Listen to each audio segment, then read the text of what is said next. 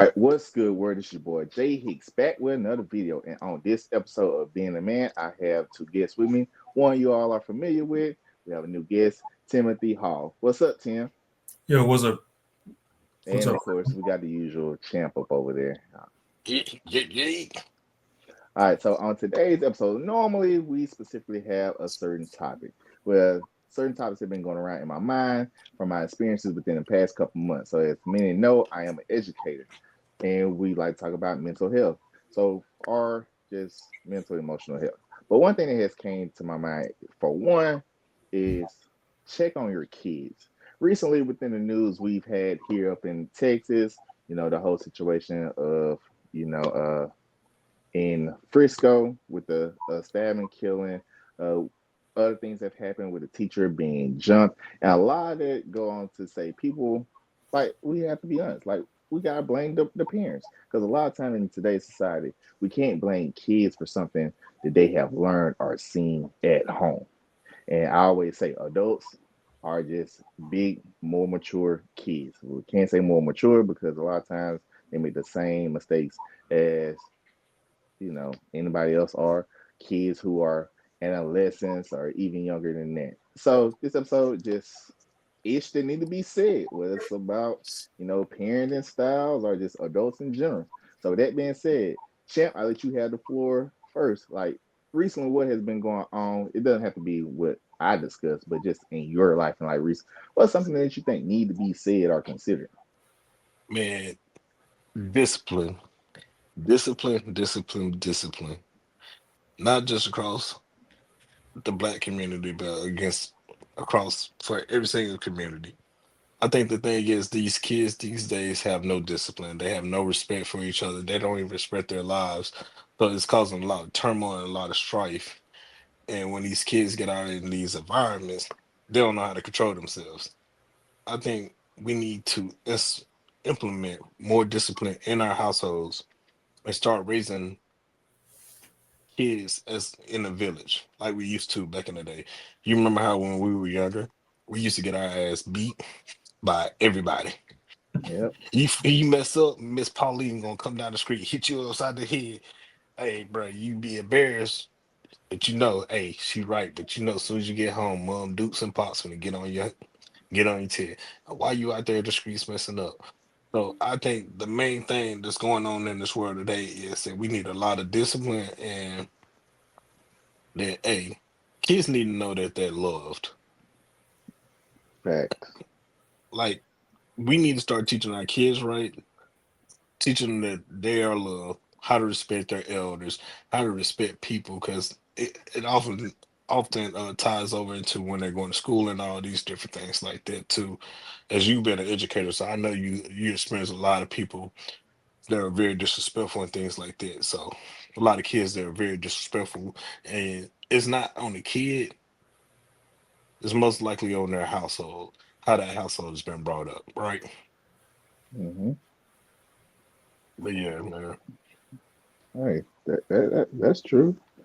Tim, anything you want to add on or mention? Whether it's the same thing that he mentioned, or just something else within the topic, some ish that need to be said. Yeah, man. I guess I'll piggyback off what Champ says as far as this discipline. A lot of come to me, at least my point of view, a lot of that comes down to family structure. Yeah, a lot of that comes down to family structure. You have a solid father, a solid mother, a solid community to help raise a child. And I know as times change, people think change, the economy the economy change. I feel like a lot of people are moving away from little small towns where we do have that community where Champ said like yeah Miss Pauline from down the street, she see you down there knocking over a garbage cans or something. She can get on your head at the moment.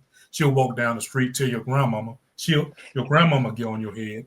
Then when your mama get home, mama your dad get home, they'll get on your head as well. But I feel like kind of like now in the day and age, it's kind of along the lines of we don't have that firm family or community structure anymore. Like could be from people moving away, moving Hmm. to bigger cities to where you may not necessarily know your neighbor downtown. They don't feel comfortable help raising your child or whatnot. And also in terms of homes, we don't. I feel like parents don't have a very good alignment of what they want their kids or how they have their family structure to be. Because I know I'm maybe rambling a bit going from topic to topic because I feel like the nuclear family isn't quite as prevalent as it used to be. With just kind of like with the father and mother, both father and the mother in the home and being a cohesive unit. So I don't know. I just kind of like feel like a lot of issues that arise with the discipline and the attitudes of children nowadays derives from that. But I'll pass the ball to you. Pass the ball back to you, Jay Hicks. Okay, well, you all mentioned this one. I forgot to say this at the beginning. So, for those who are watching, one, we are not licensed therapists, counselors, and all of that. Like, this is based off of experiences and things that we have seen. If something resonates with you, feel free to use it. If not, you're entitled to your own opinion. This is just open discussion. Now, you both mentioned discipline, but as an educator, a lot of people you got to think about it from different perspectives. Discipline isn't always how people think it is corporate punishment. It's reinforced behavior. It's corrected behavior. And a lot of times, even with students, like recently, like I give you all a prime example. Like last episode, all right, Champ, we discussed, saying I love you, telling a person I love you.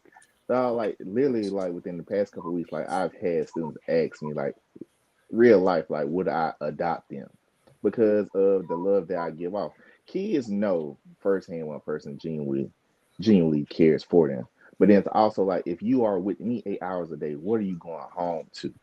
And a lot of times, some things that could help with that discipline is, don't just automatically yell at a kid. Because me, as a coach, I know little Johnny, I could yell at him all day and he's going to correct it like that. Well, Bob up over here, Bob doesn't do well to yelling or even loud tones of voice. I probably have to be a little calmer when it comes to speaking to him. And that's what parents need to realize as well within their own children. And we have discussed a lot of trauma before.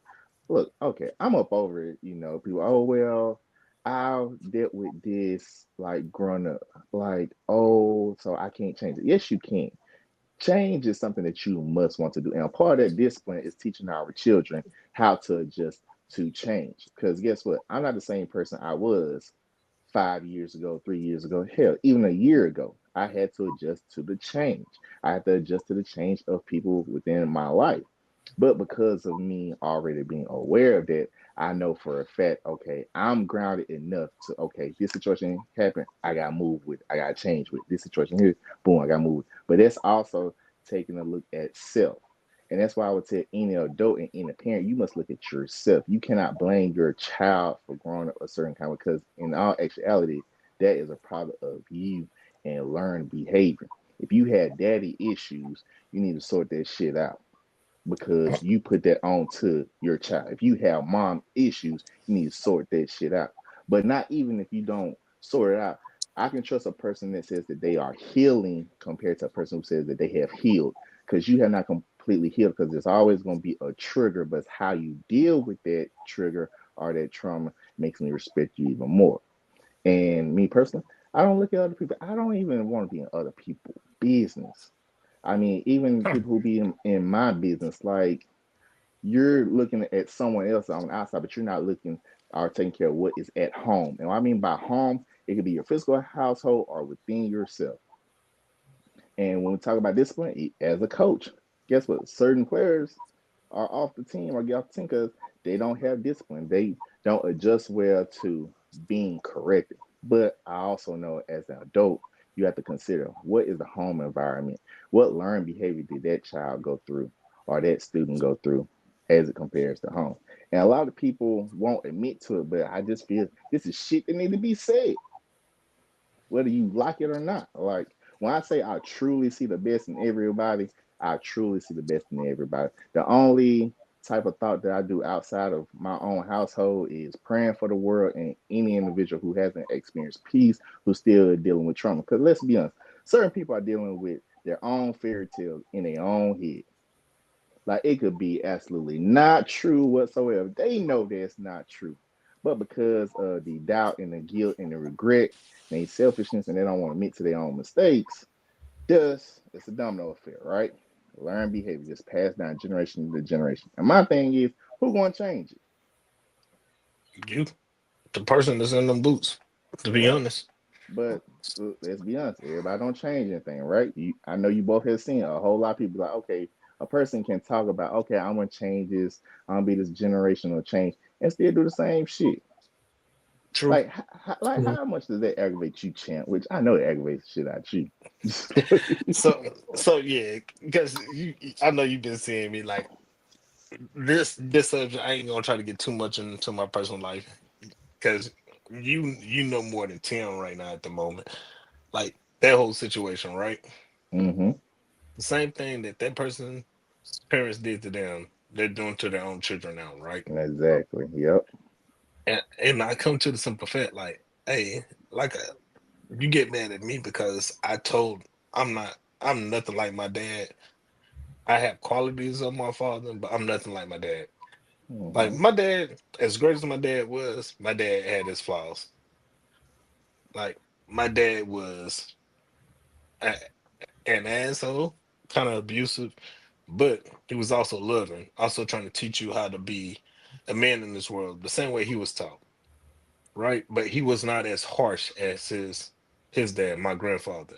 So it was just learned behaviors. And my great grandfather grew up around times of end of slavery, like coming out of Jim Crow, Mississippi, and all these things like that. And his dad was a slave, so all that generational trauma has been bred down, bred down. How they treat their women, how Mm-hmm. the perceived roles of women, and everything like that, and how they raise their kids. They believe raising kids is a woman's role until their kids get of a certain age, and then it's time for the dad to step in and start applying discipline and rules and structure. I get the structure of everything, but my whole thing is, as a parent, you have to adapt.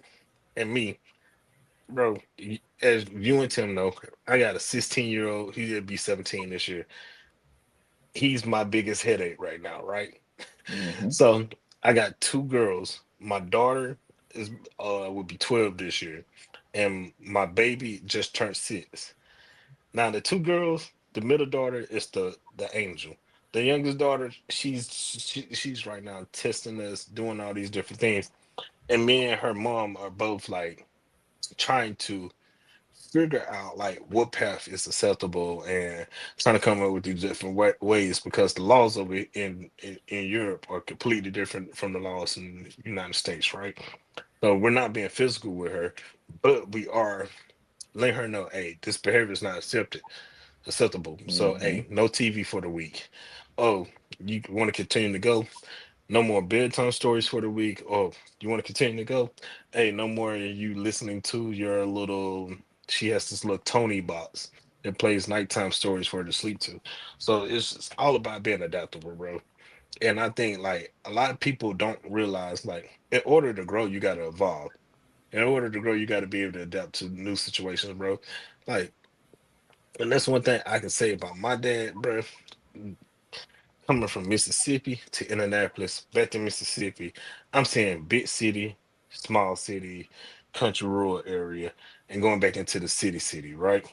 So Mm-hmm. doing all this bouncing around, it made me learn how to adapt and be around different people with different backgrounds and different religions and all these things. Because when I was in Indianapolis, bro, my middle school, we had like 6,000 kids in middle school, right? Which is crazy. And then this is just one middle school. So we in middle school, it's 6,000 kids here. So you got to learn how to deal with all these different personalities. And bro, like it's fights, all these things going on, but it's all about how you adapt yourself. So a lot of people these days don't know how to adapt. And I say that's a failure of our parents. Mm-hmm. M- Our parents' generation was the generation, they were stern, but I bet they start to take their foot off the gas, right? Right. they started to take their foot off the gas. And I think they kind of led to us being soft parents. Because I see a lot of these parents are young as hell. You got grandmothers that are in their mid 30s and they already got a 10-year-old grandkid. Like, Mm-hmm. how? So I think there was a failure on our generation, our parents' generation, and this new generation, and they're living too fast. They got the access of the world at their hands. Yes. And I think that's kind of ruining what's going on in the world today. Because Tim, Jeremiah, bro, we know, hey, when we once we stepped outside in the morning during the summertime or on the weekends, bro, we cannot come back inside that house. If you come back inside that house, you gotta stay. And if you came back inside of that house, bro, and they ain't no, oh, we finna go eat some sandwiches or something like that. Nah, you got some change in your pocket. Let's walk down to the dollar store. Let's put our money together, bro. We finna go get a full of Debbie cakes and some juices for $1. $2. Let's put our money together, get some Tootsie Rolls and stuff. Something that we can have some substance. And then, hey, you thirsty, bro? The spigot right there. Go drink at the spigot. You feel me? And I think that's what's lost on this generation. They don't get outside enough and they don't socialize enough. And I think that's kind of creating people that are angry at themselves. They don't understand how the world works. So when they do get out into the real world and they get rejected, they think success is supposed to be instant and they're so disappointed. They're not realizing, like, hey, bro, shit takes time. Yeah. Bro, Exactly. bro, we all remember our first jobs. Bro, I worked at Domino's for 3 weeks. Bro, my first check was $80. I quit that same day. I said, "Oh no, I've been working every damn day, and my check $80. No." No. And I went straight to Subway, but I had to learn. My mom was like, "Oh, you thought stuff was sweet?" I was like, "Yeah, I did all my things and I counted everything up." She's like, "Look at your taxes." I said, "I don't know who this is. Why?"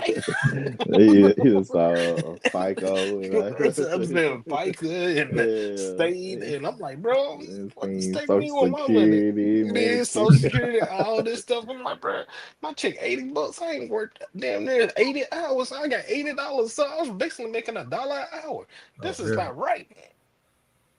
Yep, Shit, I feel 80 you on that, hours in bro. 3 weeks, and I was doing school, football. Also, y'all know me. Y'all know I'm not gonna tell that part of my life because I grew past it. But I was Yeah, a wild yeah, child, yeah. right? Yeah. But I went to Subway and I stayed at Subway and I just made shit happen. I was making more money. I was able to provide for myself. After a while, I told my mom, "It's like, hey, I don't need you to do this for me. I got this, this, and this. Oh, you need some money for your gas? Here you go. Hey, mom, dude, you need something for lunch? Here you go. Hey, pops, you need some? Here you go." And it's all about, hey, that's how we were raised, right? And then I think our generation is the one generation where we got to experience the outside life in the beginning of the transition, the generation transition into technology. Yeah, So I Yeah. think we got to experience the best of both lives, right? yeah. So Ten- I think that's what's wrong, bro. My bad for going Oh, on a little long. I got too long in the tongue. oh man, hey, look, hey, what, hey, Giggity. let the universe use you, brother. I was gonna say, Tim, you have anything to add to that or whatever? Yeah, yeah. Like before I started, I know Champ said something that's really struck me personally. But let's get a moment of silence for the 25% little Debbie cakes, bro. 'Cause Um, hey, look, I miss you bro, 25%. I miss you 25%. I bro, feel those you. those And the chips little for Debbie a dollar. cakes, The bags of Doritos for $1. man, bro. Listen, Oh listen. yeah. I The don't know. little I don't know how this jugs. stripper did that, but like like almost every time we went to the corner store, we some type of way we managed to get like three little Debbie cakes, one of those little bottle of juices, not with the cap, but you got the little foil thing. You got a plunge in, Yeah, and yeah. like 10 pieces of Tootsie Roll candy for like all exactly $1. I don't know how my brother came up with that formula, but that old boy was a wizard for that, man. Bro, we used to stay full for $1 every day. But yeah, Food just stamp books. I promise. But yeah, just kind of going off what you said, Champ. Yeah, things change a lot, and oftentimes like I feel like there's really been a nah, fucking Teddy just walked in, but I feel like there's been a significant, certainly a significant shift in attitudes and environments when it comes to parenting and just in life in general. And now you kind of like I know I'm just piggybacking off what Champ said before. Like I feel like technology and social media and just kind of like in general exposure to media right now has shaped a lot of our opinions about what is acceptable and what is not acceptable in a lot of ways when it comes to discipline, raising your kids, your attitudes about certain things, and certainly they can be like positive and negative outcomes in a lot of ways because just like kind of like what you said, like people are saying now, people I know like last time some of the older generation are saying like, oh, we're being too soft on our kids, we're raising soft kids, but at the same time, I feel like last time there may be an overcorrection in a lot of ways Mm-hmm. because True. just because I feel like some of the older generations like some what they call disciplines can be easily crossing line to child abuse and traumatized for a lot of people, and then and in turn I've heard a lot of people say like man my dad and my mom used to beat the heck out of me and my kids like man I'm never gonna do my son like that, you know. True. I'm Yeah, one. true. Yeah. And there's a lot of truth to that. But at a similar time, it's just like, where do you find that balance, right? Mm-hmm. Like what you said, you have to adjust to an environment. You have to adjust to an environment, and a lot of things, just like so, a lot of things say, and just Being a like chameleon. yeah, a lot of things the community aren't necessarily as socially acceptable as they were before. You know, Mm-hmm. if I go down the street to Miss Peggy's house, like say like yeah, I had to whoop little Timothy Jr.'s tail for coming home with a C minus on this algebra test. She may low key clutch her pearls. Like you hit your son, and you don't have you kind of get that judgment that way, and sometimes they kind of make you take a look back, say like, whoa, am I doing the right thing? Back True. like back when I was raised, like it was normal. It was feel like you were just being a parent in that instance, and so it takes a lot of adjustment in that area, and also just kind of like even though I'm not a parent right now, I've kind of seen a lot with with my cousins and a lot through media. It's very different right now raising kids and adjusting to the world that they're living in. And kind of like, well, let me close this door because Teddy don't got no freaking manners. I completely agree, bro. Yeah, because like as you mentioned, champ,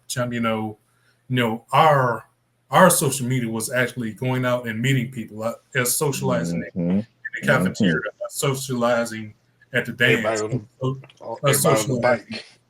yeah, riding a bike, or or sports teams or whatever. But a lot of their socialization comes from social media, and that that kind of like comes to a world in a lot of instances.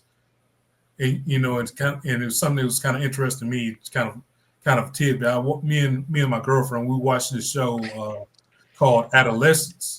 If it was a very interesting show. I don't know if y'all seen it or not, but it's Yeah, I'm gonna watch it.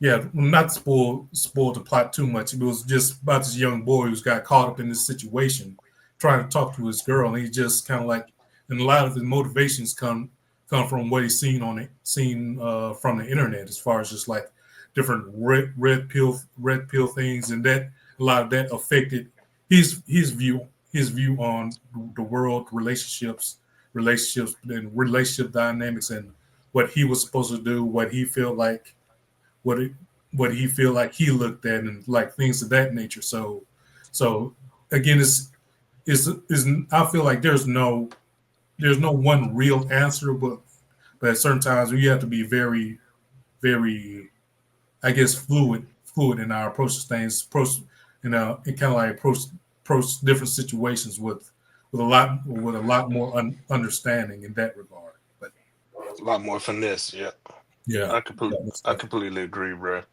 Like, you know, when we grew up, man, you come home with a C, poof, your ass is grass. You feel me? Oh yeah, Mm-hmm. And yeah. being a My mom, child, bro, my yeah, my mom mom, had this saying, "Makes you rest in heaven." If you come home with a C, you see me, right? Yeah, Yeah, we did yeah, not. yep, yeah, facts. bro, And then bro, not my only that, dad, with us, it was different. The grading skills and everything. I ain't gonna lie to you. I look back on it now, bro. I got a C one time. I 1 point from a D. Dude, I cried, boo hooed in class, not knowing that probably could have been CPS called during this time. Like, what you kind of my what, mama gonna get me? bro? Like for me, my dad, I told y'all this story. My dad came to the school. And acting up in class, we got the teacher crying in there. I think I'm in fourth or fifth grade, bro. My dad literally made me and my four other friends pull down our underwear. I'm talking about butt booty naked from the waist down, and proceeded to beat every single one of us in front of the entire class. Right when those kids' parents showed up, they said, "La, you got them?" And he said, "Yeah." Oh, we about to get them again. They signed all of us out, bruh. I showed up back to school in August with long sleeves on. And it's like, why you ain't gonna take your sleeves off? Bro, my arm's scarred up. My daddy ain't got a stitch of cord and alcohol and whoop my ass, right? So they called CPS on me. And I was like, damn, thank y'all. Y'all saved me. But bro, if this nigga go to jail, when he get out, he kicking my ass. So so I was in that mind frame. But like even now, I look back on it because me and my pops talked before he died about the shit. He said he apologized to me. He said, son, I took it a little too far. I said, yeah, you did. But we laughed about it. He's like, but you understood why I did it, right? I was like, yeah, I was being an asshole.